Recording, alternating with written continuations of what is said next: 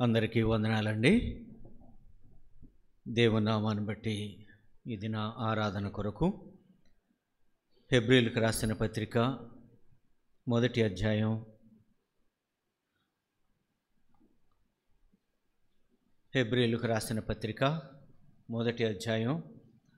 6వ వచనం ఒకసారి చదువుకుందాం.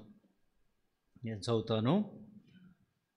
మరియు ఆయన లోకమునకు ఆది సంభూతిని మరలా రప్పించినప్పుడు దేవుని దూతలందరూ ఆయనకు నమస్కారము చేయవలనని చెప్పుచున్నాడు.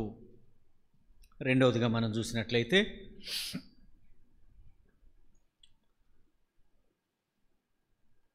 89వ కీర్తన 27వ వచనం.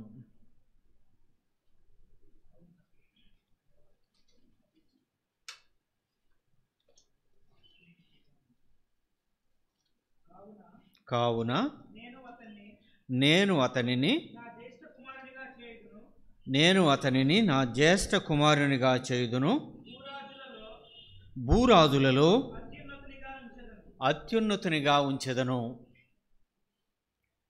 ఈ లేఖన భాగాన్ని బట్టి ఇది మనం ఆరాధన చేద్దాం. తలలోంచండి, ప్రార్థన చేసుకుందాం. మహోన్నతుడు అయినటువంటి మా తండ్రి, పరిశుద్ధుడు అయినటువంటి మా దేవ, కృప కలిగినటువంటి మా తండ్రి, మీకు స్తోత్రాలు చెల్లిస్తూ ఉన్నాం. మీ దయను బట్టి, మీ కనికరాన్ని బట్టి ఈ విధంగా నీ సన్నిధిలో చేరి మిమ్మలను ఆరాధించగలిగినటువంటి సమయాన్ని మాకు ఇచ్చావు ప్రభువా. మీకు స్తోత్రాలు. నమ్మదగినటువంటి దేవుడవు నాయన. కాబట్టే మా జీవితాల్లో ఒక దినాన్ని పొడిగించినటువంటి వాడుగా ఉంటున్నావు. మీకు స్తోత్రాలు. నీ సన్నిధిలో చేరి ఉన్నటువంటి మమ్ములను ఒకసారి జ్ఞాపకం చేసుకోండి ప్రభువా. చదవబడినటువంటి లేఖనం ద్వారా మిమ్మలను ఆరాధించటానికి మా హృదయాల్లో ఇప్పటి వరకు ఏవేవి ఆక్రమించుకుని ఉన్నాయో వాటన్నిటినీ కూడా నాయన ప్రక్కన పెట్టి నీ వాక్యాన్ని మా హృదయంలో నింపి ఆరాధనకు ప్రభా యోగ్యంగా ప్రభా మా యొక్క హృదయాలు ఉండటానికి నాయన నిలబడినటువంటి నన్ను మీ సిలువ చాటును మరుగుపరిచి కొద్ది మాటలను చెప్పటానికి మీరే కృప దయచేయమని, మీ సిలువ చాటును ప్రభా నన్ను మరుగుపరిచి మీరే మాట్లాడమని మీ చేతులకు అప్పగించుకుంటూ యేసుక్రీస్తు వారి నామమును బట్టి అడిగి వేడుకొనుచున్నాము తండ్రి. ఆమేన్. చదవబడినటువంటి లేఖన భాగంలో పౌలు గారు అంటా ఉన్నాడు కదా, ప్రభువును గూర్చి చెబుతూ, మరియు ఆయన భూలోకమునకు ఆది సంభూతిని మరలా రప్పించినప్పుడు దేవుని దూతలందరూ ఆయనకు నమస్కారము చేయవలనని చెప్పుచున్నాడు. ఎందుకంటే ఆది సంభూతుడు, అన్నిటికంటే మొదట ఉన్నటువంటి వాడు. ఆ పర్యాయ పదాలు ఒకవేళ మనం చూస్తే ప్రథముడు, జ్యేష్ఠుడు, ఇలా ఇంకా అంటే అన్నిటికంటే ముందుగా ఉన్నటువంటి వాడు. యోహాను సువార్తలో ఉంటుంది కదా, కలిగి ఉన్నది ఏదియు ఆయన లేకోకుండా కలుగలేదు. ఇది వాక్యం. కానీ ఆనాడున్నటువంటి ప్రజలు ఆయన శరీరధారిగా ఈ భూమి మీదకి వచ్చిన తర్వాత ఆయన యొక్క దైవత్వాన్ని వాళ్ళు విశ్వసించలేకపోయారు. ఎవరి ఆలోచనలు వాళ్ళి, ఆయన ఒక ప్రవక్త, ఇలా వాళ్ళ అభిప్రాయాలు ఉంటూ ఉండగా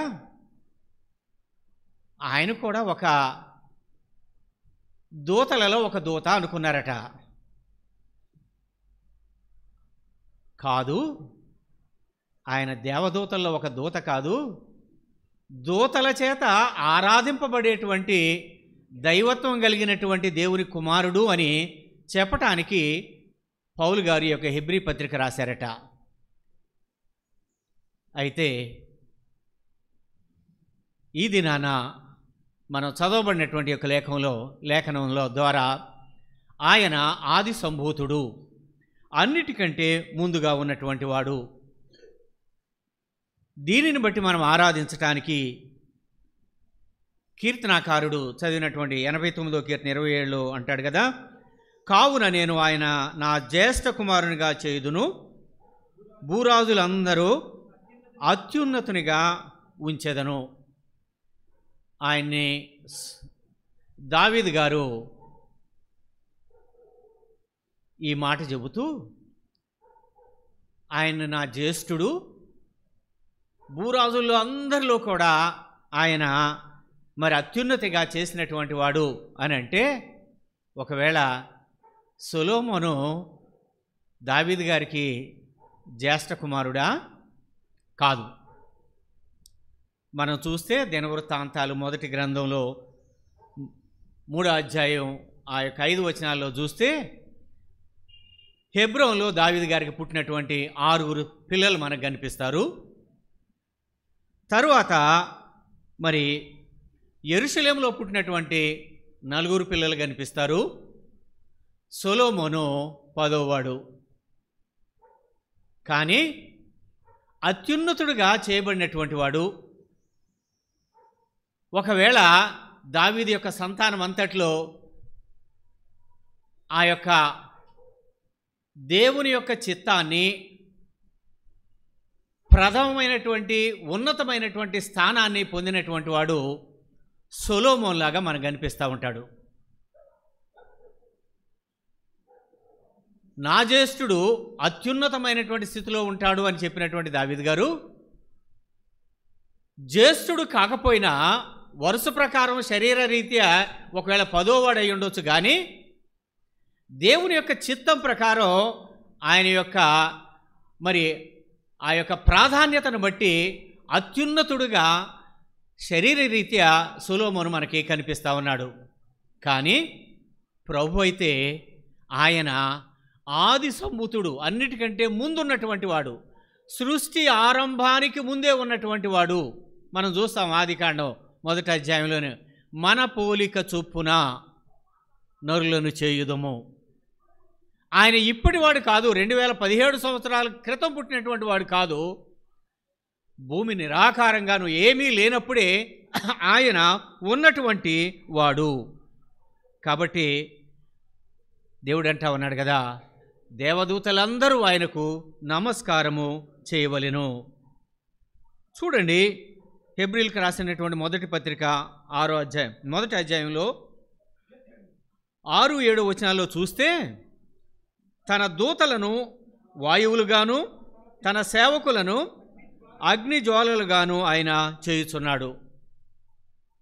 దూతలను ఆయన మనకు పరిచారకులుగా నియమించినటువంటి దేవుడైన, ఫుట్నోట్లో ఉంటుంది కదా, వాయువులు అని అంటే ఆత్మలుగాను.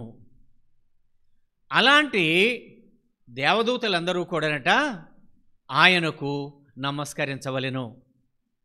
దేవదూతలే నమస్కరిస్తూ ఉన్నప్పుడు మంటి మనుషులమైనటువంటి మనము కూడా ఆయన ఆరాధించటానికి, మనం పూజించటానికి అర్హుడైనటువంటి వాడు ఆది సంభూతుడైనటువంటి దేవుడైన. అందుకనే ఆయన ఎలాంటి వాడో చెబుతూ పౌలు గారు అంటాడు కదా, హెబ్రీయులకు రాసిన పత్రిక ఈ యొక్క మొదటి అధ్యాయంలోనే 3-4 వచనాల్లో చూస్తే అంటాడు కదా, ఆయన దేవుని యొక్క తేజస్సు, మూర్తిమత్వము సమస్తమును నిర్వహించుచు, అంతేకాకుండా తర్వాత వచనాలు అంటాడు కదా, ఆయన పాపముల విషయములో శుద్ధీకరణ చేసినటువంటి వాడు. ఆయన పవిత్రుడు, అంతేకాదు ఆయన యొక్క తేజస్సు కలిగినటువంటి వాడు. ఆ యొక్క తేజస్సు యొక్క మూర్తిమత్వం కలిగినటువంటి ఆయన ఎందుకు వచ్చాడు ఈ భూమి మీద కనంటేనట, పాపం విషయంలో శుద్ధీకరించటానికి. ఆయన దేవదూతల్లో ఒకడు కాదు, ఆయన దేవదూతల చేత ఆరాధించబడేటువంటి వాడు, ఆ యొక్క దేవుని యొక్క తేజస్సు కలిగినటువంటి వాడు. ఆ యొక్క మూర్తిమత్వం కలిగినటువంటి వాడు ఎందుకు ఈ భూమి మీదకి శరీరధారిగా వచ్చాడంటే మన పాపముల విషయమై శుద్ధీకరించటానికి, అంటే మనలను పవిత్రులుగా చేయటానికి ఆ ఆది సంభూతుడైనటువంటి వాడు శరీరధారిగా ఈ భూమి మీదకి దిగొచ్చాడు. ఆయనలో ఉన్నటువంటి గుణం ఏంటంటే మనలను మన పాపముల నుండి ఏం చేస్తాడంటే ఆయన శుద్ధీకరించటానికి. మనము ఏవైనా ఇవ్వచ్చు మనకు కలిగినటువంటి వాటిల్లో, కానీ మనలను మనం రక్షించుకోలేం. మన పాపముల విషయంలో ఎన్ని ఆచారాలు అవలంబించినప్పటికీ వాటిని పూర్తిగా మనము క్షమించబడేటువంటి, తుడిచివేయగలిగినటువంటి ఆ పరిస్థితి మనిషికి లేదు. ప్రభు యేసు ఈ భూమి మీదకి రావటం ద్వారా, ఆయన యొక్క రక్తం చిందించడం ద్వారా ఏమయ్యాడంటే ఆయన మన పాపములను శుద్ధీకరించడం కొరకు ఈ యొక్క దేవుని యొక్క తేజస్సు మూర్తిమత్తమైనటువంటి ప్రభువు ఈ భూమి మీదకి దిగి వచ్చినటువంటి వాడిగా ఉంటా ఉన్నాడు. అందుకనే మోషే గారు తన యొక్క నిర్గమాకాండం 15వ అధ్యాయం 11వ వచనంలో అంటాడు కదా, వేల్పులలో నీ వంటి వారు ఎవరున్నారయ్యా, వేల్పులలో నీ వంటి వారు ఎవరూ లేరు, ఘనుడు అయినటువంటి వాడవు. ఈ ఆది సంభూతుడైనటువంటి వాడు ఎందుకు వచ్చాడు ఈ భూమి మీద కంటే మనలను పాప ప్రక్షాళన చేసి శుద్ధీకరించడానికి ఈ భూమి మీదకి వచ్చాడు ఆయన. అందుకని మత్తయి సువార్త 1వ అధ్యాయం 21వ వచనంలో ఉంటుంది కదా, ఆయన తన ప్రజలను వారి పాపముల నుండి ఆయనే రక్షించును. రక్షకుడైనటువంటి వాడు ఆయన. మనకేమిటంటే ప్రయోజనం? ఆయన ఆది సంభూతుడైతే ఏంటి, సృష్టికి ప్రారంభానికి ముందే ఉంటే ఏంటి, దేవదూతల చేత ఆరాధింపబడేటువంటి వాడైతే ఏంటండి, మనకేంటి ప్రయోజనం అని ఒకవేళ మనకేంటి అని ఆలోచిస్తాం కదా మనం. ప్రయోజనం లేకుండా ఏది చేయం కదా మనం. కానీ ఇంత దేవుని యొక్క తేజస్సు కలిగినటువంటి వాడు, ఆయనతో పాటు ఉన్నటువంటి వాడు, ఆయన ఆది సంభూతుడిగా ఈ భూమి మీదకి ఎందుకు వచ్చాడంటే నిన్ను నన్ను పాపముల నుండి, తన ప్రజలను వారి పాపముల నుండి రక్షించటానికి వచ్చాడు, శుద్ధీకరించటానికి వచ్చాడు. ఈ ఆది సంభూతుడు మనకేమయ్యాడంటే మనకాయన రక్షకుడయ్యాడు. మన పాపముల నుండి మనం కడగటానికి ఆయన ఆది సంభూతుడిగా ఈ భూమి మీదకి వచ్చాడు. అందుకని హెబ్రీయులకు రాసిన పత్రికలో ఆయన గురించి పౌలు గారు చెబుతాడు కదా, 7వ అధ్యాయం 26, 28 వచనాల్లో చూస్తే ఆయనలో ఉన్నటువంటి ప్రత్యేకమైనటువంటి ఆ యొక్క లక్షణాలు మనకి ఇక్కడ కనిపిస్తూ ఉంటాయి.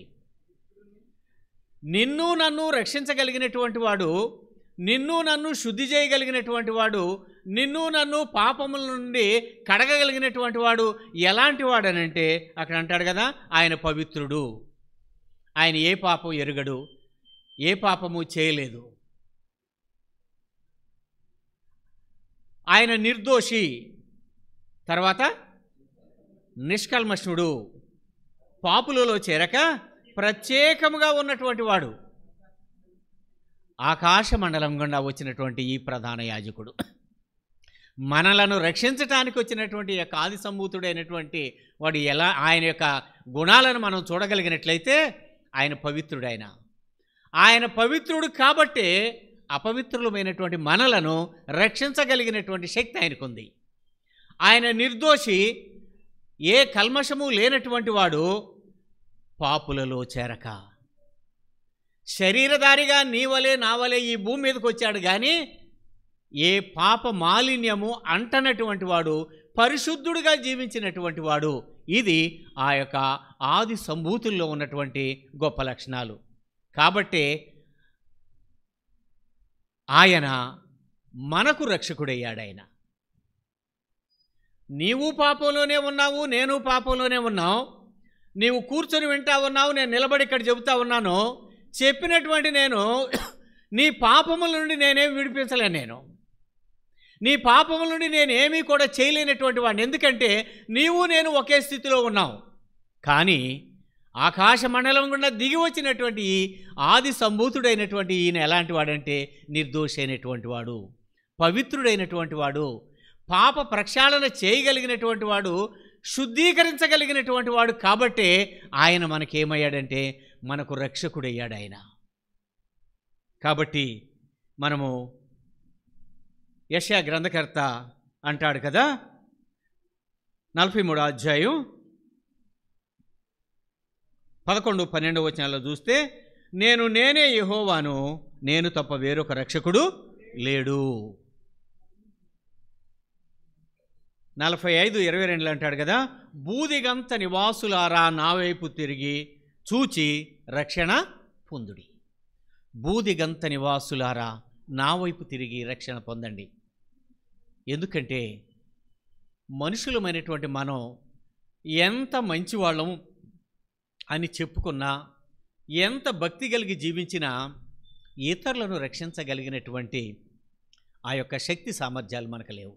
కానీ ఈ రక్షకుడు, ఈ ఆది సంభూతుడైనటువంటి ఈ ప్రభువు అంటా ఉన్నాడు, బూదిగంత నివాసులారా నా వైపు చూసి రక్షణ పొందండి. మీరు రక్షించబడాలంటే, మీ పాపముల నుండి మీరు విడిపించబడాలంటే, మీరు శుద్ధులు కావాలంటే, నా బిడ్డలుగా మీరు పిలువబడాలంటే ఎవరి వైపు చూడాలంటే మీరు నా వైపు చూడాలి.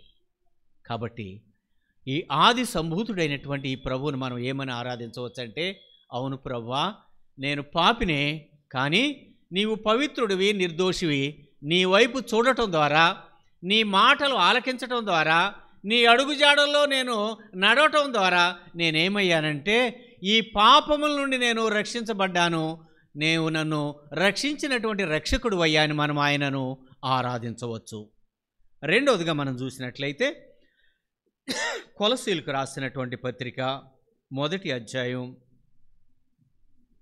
కొలసీలకు రాసినటువంటి పత్రిక 1వ అధ్యాయం 15-17 వచనాలు మనం చూస్తే, ఆయన అదృశ్య దేవుని స్వరూపి అయి సర్వసృష్టికి ఆది సంభూతుడై ఉన్నాడు. చాలండి. ఈయన ఎవరంటే అదృశ్య దేవుని యొక్క స్వరూపి, సృష్టికి, సర్వసృష్టికి ఆది సంభూతుడు, మొదటివాడు. శరీరధారిగా ఉన్నప్పుడు ఎవరు ఆయన్ని మరి కుమారుడు కాదా, యోసేపు కుమారుడు కాదా, వడ్రంగి వాని పిల్లాడు కాదా, ఇదే చూశారు. కానీ ఆయనలో ఉన్నటువంటి దైవత్వాన్ని, ఆయనలో ఉన్నటువంటి పవిత్రతను, ఆయనలో ఉన్నటువంటి రక్షించగలిగినటువంటి ఆ యొక్క గుణాలను ఎవరు కూడా గ్రహించలేదు. కావాలంటే ఆయనకి మతి చెల్లించింది అనుకున్నారు కూడా. ఎవరు ఆయన చేర్చుకోవటానికి ఇష్టపడలేదు. కానీ ఈయన ఎలాంటి వాడంటే అదృశ్య దేవుని యొక్క స్వరూపి. ఎవ్వరూ ఎన్నడూ దేవుని చూచి ఉండలేదు, దేవుని చూడలా. కానీ ఆయనను చూపించటానికి ఆ లక్షణాలు కలిగి శరీరధారిగా ఆయన ప్రభువుగా ఈ భూమి మీదకి వచ్చినటువంటి వాడు. అంతేగాని అంటాడు కదా, సర్వము ఆయన ద్వారా సృజించబడెను. అదృశ్య దేవుని యొక్క స్వరూపి, సర్వసృష్టికి ఆది సంభూతుడు, సర్వము కూడా ఆయన ద్వారా సృజింపబడెను. ఆయన అన్నిటికంటే ముందుగా ఉన్నటువంటి వాడు. ఎందుకంటే ఆయనే దేవుడు. దానిని మీరు గ్రహించండి అని కొలసీలకు రాసిన పత్రికలో పౌలు గారు చెబుతా ఉన్నాడు. యోహాను సువార్త, కొలసీలకు రాసిన పత్రికలోనే 15వ వచనంలో చూస్తే, 1వ అధ్యాయం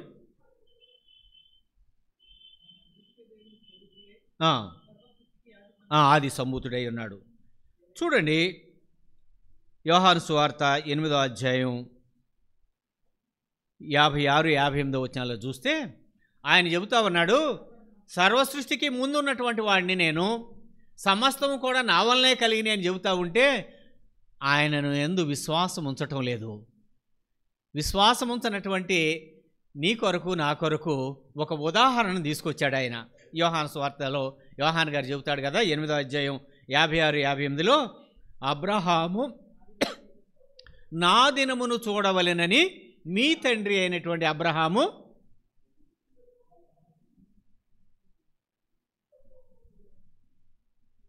నా దినమును చూడవలెనని మిగులు ఆశపడ్డాడు అని చెబుతూ ఆయన అబ్రహాము పుట్టక మునిపే నేను ఉన్నాను అన్నాడు ఆయన. అబ్రహాము పుట్టకముందే నేనున్నానయ్యా, నా దినమును చూడాలని చూసి సంతోషించాడు అబ్రహాము అని అంటే వీళ్ళు ఏమంటా ఉన్నారంటే నీ వయసు ఎంత అంతా కలిసి, నీ వయసు ఎంత, అబ్రహాము యొక్క వయసు ఎంత, మా అబ్రహాము మా పితరులు, ఆయన యొక్క సంతానం మేము, ఆయన బిడ్డలమని మేము పిలువబడతా ఉన్నాం. దేవుడు ఏర్పాటు చేసి పిలిచినప్పుడు వచ్చినటువంటి వాడు మా తండ్రి అయినటువంటి అబ్రహాము, నీవు నిన్నగాక మొన్న వచ్చినటువంటి వాడు, నీ వయసు ఎంత అని అంటా ఉన్నారు. అంటే ఆయన యొక్క శారీరకమైనటువంటి ఆ యొక్క వయసుని అదే వాళ్ళు గుర్తిస్తూ ఉన్నారు. కానీ ఆయనలో ఉన్నటువంటి దైవత్వాన్ని, ఆయనలో ఉన్నటువంటి ఆ యొక్క గుణాలను మాత్రం వాళ్ళు గ్రహించలేనటువంటి స్థితిలో ఉంటా ఉన్నాడు. అందుకనే మోషే గారు అడిగాడు దేవుణ్ణి, అయ్యా నన్ను వెళ్ళమంటున్నావు, వెళతాను, ఇంతకీ నేను ఎవరు పంపించారంటే నేనేం చెప్పాలి? దేవుడు ఏమన్నాడు అప్పుడు మోషేతో, నేను ఉన్నవాడను అనువాడను.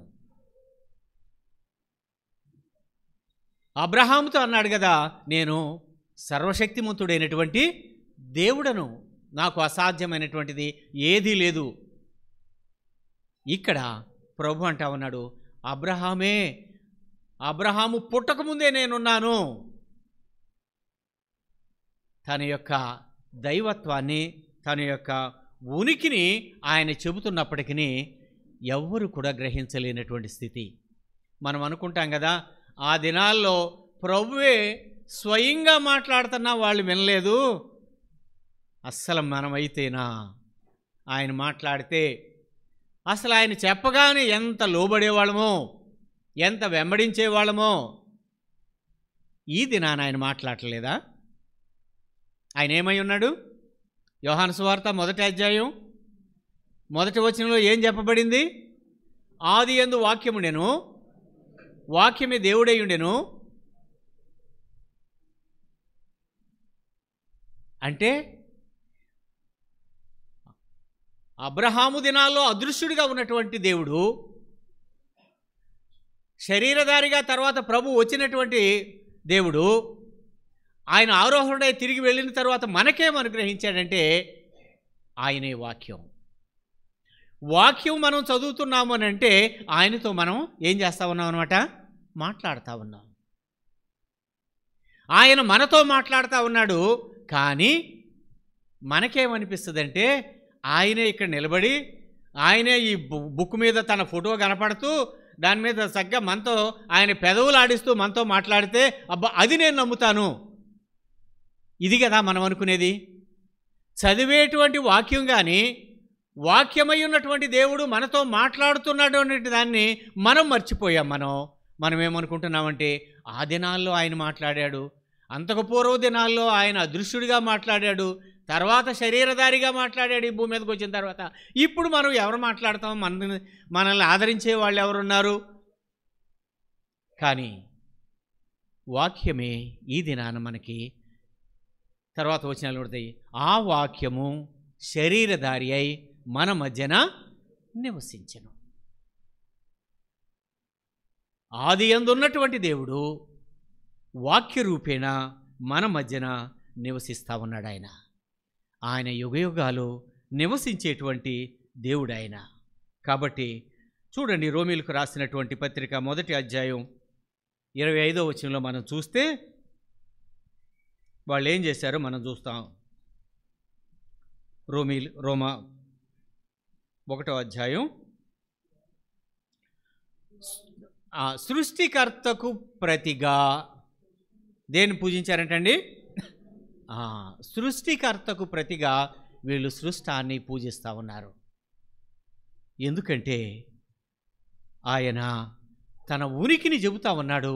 కానీ ఆ ఉనికిని మనము గ్రహించలేనటువంటి మరి ఈ యుగ సంబంధమైనటువంటి దేవత మన కనులకు ఏం కలుగు చేస్తూ ఉందంటే గురుడితనాన్ని కలుగు చేస్తూ ఉంది.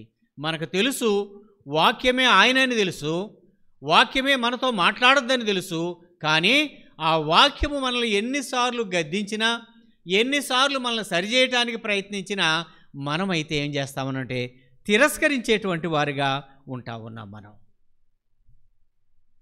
అందుకనే కొలసీలు రాసిన పత్రికలోని 16వ వచనంలో అంటాడు కదా, సర్వమును ఆయన యందు సృజించబడెను, ఆయన ద్వారా ఆయనను బట్టి సృజించబడెను. ఆయన ఆది యందు ఉన్నటువంటి వాడు, యుగయుగాలు మనతో పాటు ఉండేటువంటి వాడు.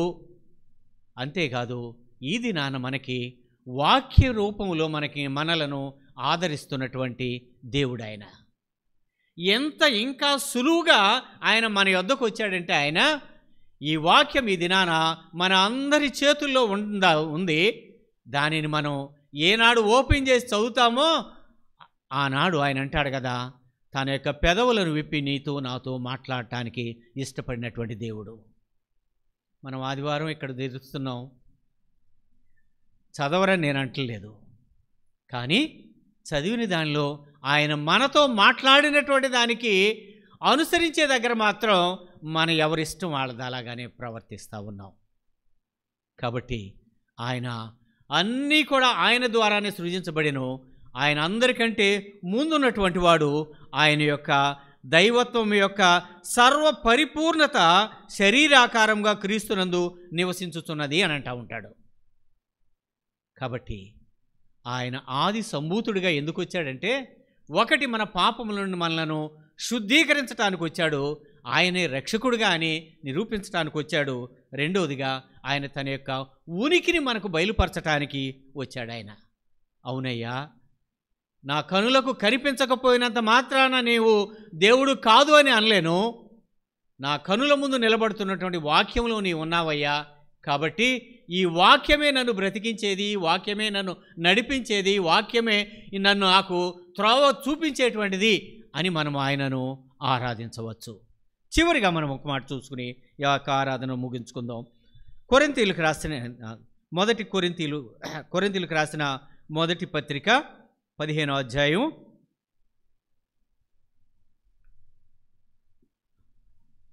20వ వచనం నుండి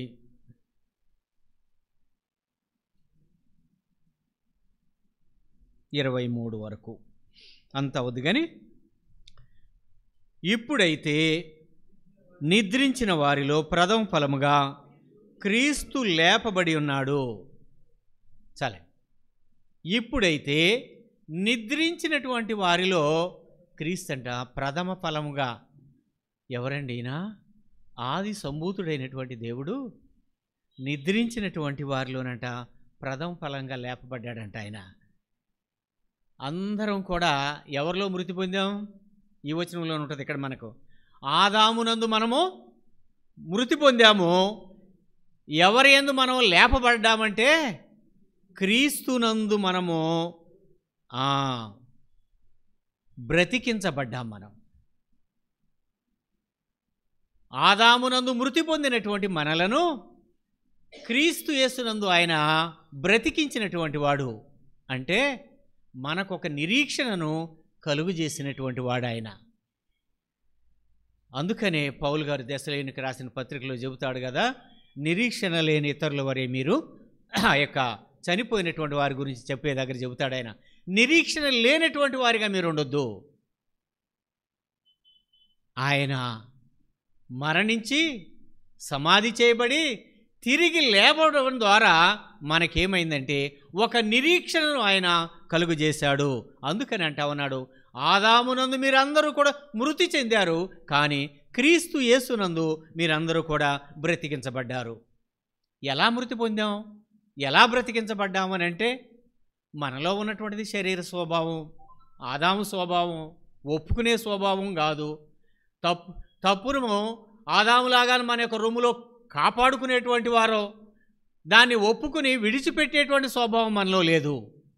అలాంటి మన కొరకు ఆయన ఏం చేశాడంటే, ఆది సంభూతుడైనటువంటి దేవుడు తన యొక్క రక్తాన్ని చిందించాడు. చిందించి మనలను ఆయన శుద్ధి చేశాడు. ఆయన రక్షించాడు. ఆయన తన యొక్క ఉనికిని మనకు తెలియజేశాడు. అంతేకాదు మనకు ఒక శుభప్రదమైనటువంటి నిరీక్షణను ఆయన కలుగజేశాడు. ఆయన యొక్క మరణ పునరుద్ధానాల ద్వారా మనకు కలిగినటువంటి నిరీక్షణ ఏంటంటే, అందరం చనిపోతాం.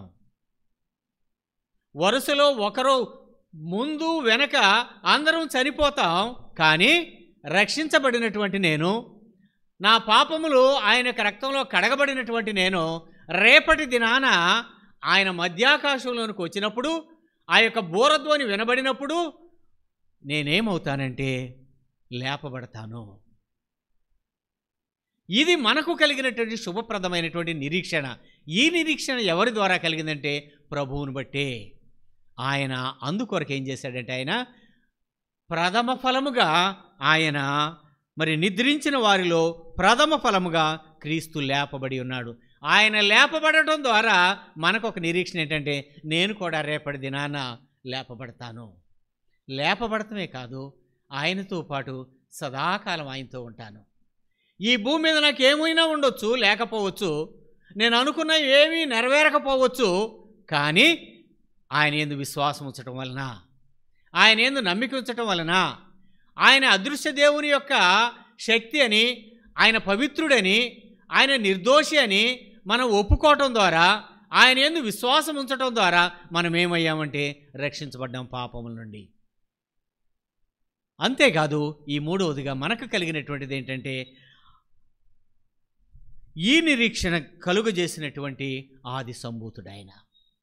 కాబట్టి ప్రభు రక్తంలో కడగబడినటువంటి వాడు మరణం దగ్గర ఎవ్వరు కూడా భయపడరు. మరణాన్ని జయించగలిగిన శక్తి మనకు లేదు, ఆపగలిగిన శక్తి మనకు లేదు, కొద్ది రోజులు పొడిగించుకోగలిగిన శక్తి కూడా లేదు.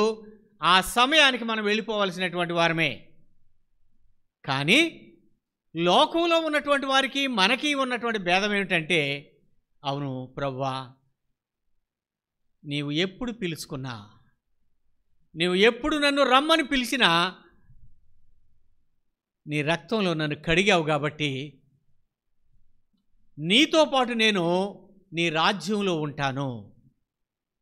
నీవు మృతి పొంది ఏ విధంగా అయితే తిరిగి లేపబడ్డావో అదేవిధంగా పాతిపెట్టబడినటువంటి నేను కూడా ఒకానొక దినాన ఆ యొక్క అమర్త్యమైనటువంటి ఆ యొక్క శరీరాన్ని ధరించుకొని నేను కూడా లేపబడతాను. ఎవరి ద్వారా ఈ యొక్క నిరీక్షణ కలిగిందంటే ఆది సంభూతుడుగా ఈ భూమి మీదకి వచ్చినటువంటి ప్రభువు ద్వారానే మనకి ఈ యొక్క నిరీక్షణ కలిగింది.